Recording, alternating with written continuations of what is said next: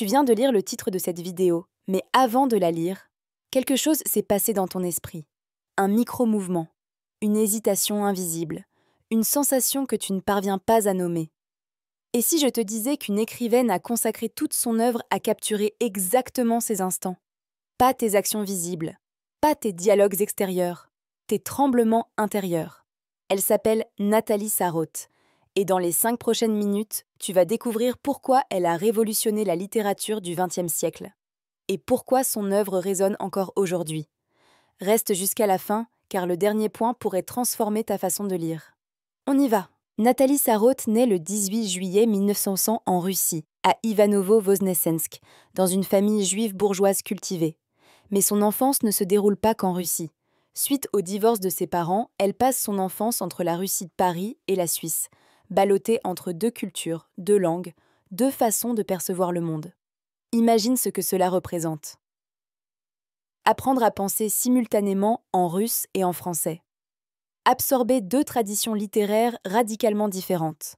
Du côté russe, elle découvre Dostoïevski et Tolstoï, ces géants de l'introspection psychologique, ces explorateurs des abîmes de la conscience humaine. Du côté français, elle se nourrit de Proust puis de Virginia Woolf et James Joyce, une littérature de la nuance, du détail infime, du temps qui se dilate. Et là, elle réalise quelque chose de fondamental. La vraie conscience humaine ne correspond pas aux catégories bien définies du roman psychologique classique.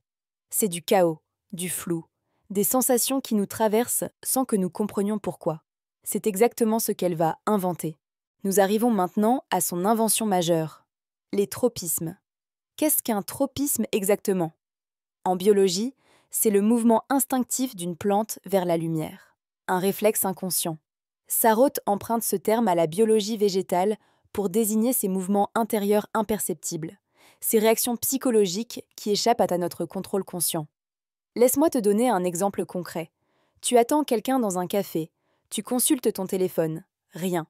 Tu le reposes, tu le reprends, tu regardes l'heure. Un malaise diffus s'installe. Tu ne sais pas pourquoi. C'est flou, c'est invisible. Voilà, c'est un tropisme, cette sensation sourde que tu éprouves avant même de pouvoir la formuler clairement. En 1932, elle publie Tropisme, son premier livre. 24 courts tableaux qui capturent ses mouvements intérieurs à travers des situations banales et des lieux communs. Une femme qui feuillette un catalogue. Objectivement, rien ne se passe. Mais Sarraute nous fait ressentir le malaise qui rampe, l'oppression diffuse, le désir de fuir sans raison apparente. Ou encore, 2 personnes qui échangent des banalités sur la météo. Conversation anodine en surface. Mais en dessous, Sarraute révèle la tension invisible, l'agacement contenu, la crainte de mal paraître. Comprends-tu ce qu'elle accomplit? Elle écrit ce que tu vis quotidiennement, mais que tu ne parviens jamais à mettre en mots. 3e point. Sarraute ne travaille pas seule. Elle rejoint le mouvement du nouveau roman aux côtés d'Alain Robbe-Grillet, Michel Butor et Claude Simon. Leur ambition? Détruire les conventions du roman traditionnel. Fini les intrigues parfaitement construites. Fini les personnages stables dotés de traits psychologiques définis. Fini les descriptions objectives du monde extérieur.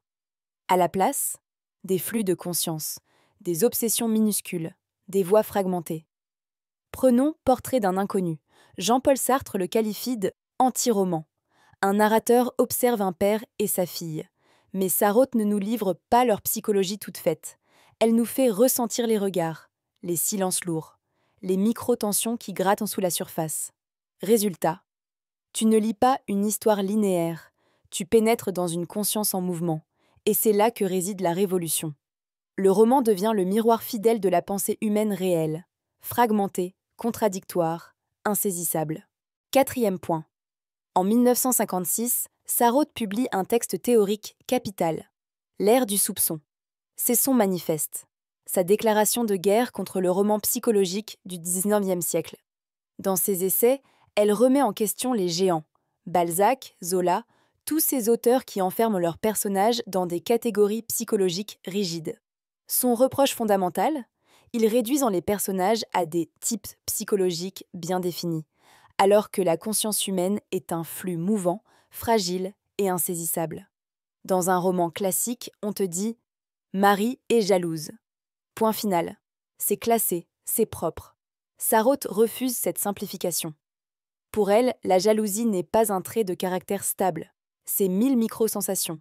Une crispation fugace, un regard qui fuit, une phrase anodine qui blesse sans qu'on comprenne pourquoi. L'ère du soupçon proclame.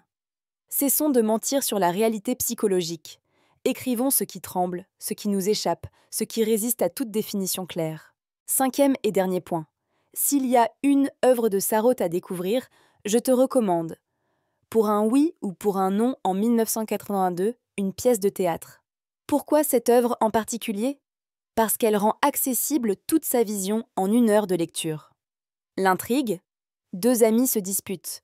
L'un reproche à l'autre d'avoir prononcé « c'est bien ça » sur un ton méprisant. L'autre nie.